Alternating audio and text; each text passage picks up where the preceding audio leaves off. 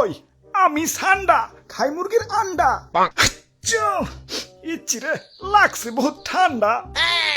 Saudi আরবে কফিলের যন্ত্রণায় 1971 সালে আমার দাদা পরদাদারা সৌদি ছেড়ে বাংলাদেশ এসে বসবাস শুরু করছিল। থ্যাংক ইউ দাদু।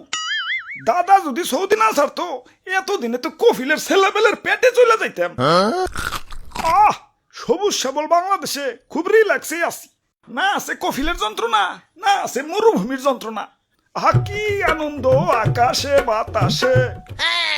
মন্ত্রী, ওই মন্ত্রী, আরে ওই মন্ত্রী।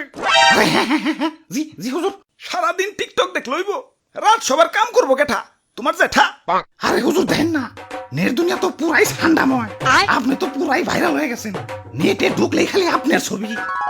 কি কো তাই নাকি? কিরে ফোন দিল কারা? হ্যালো, কে? ও সময় টিভি ইন্টারভিউ দিতে হইব। বাহ ভালোই তো। আচ্ছা ঠিক আছে। আবার কারা? হ্যালো, কে? নিউজ 420 কি?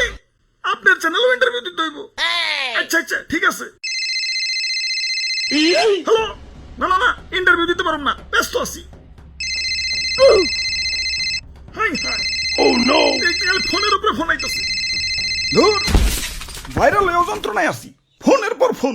এই বাঙালি নিউজ রিপোর্টার কি খাইয়াতে কোনো কাম নাই?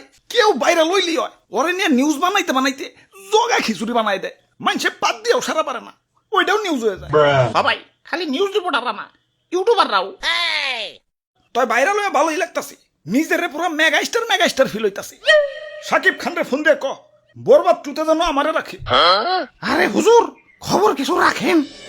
বরবাদ টুতে আপনারা রাখবো, নিশ্চয় রাখবো।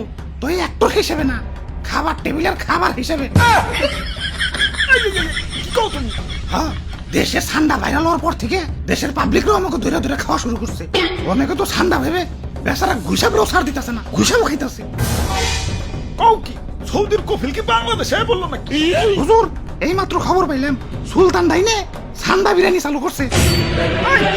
এতক্ষণে কাম হইছে, বংশ তো নির্বংশ হয়ে যাবে।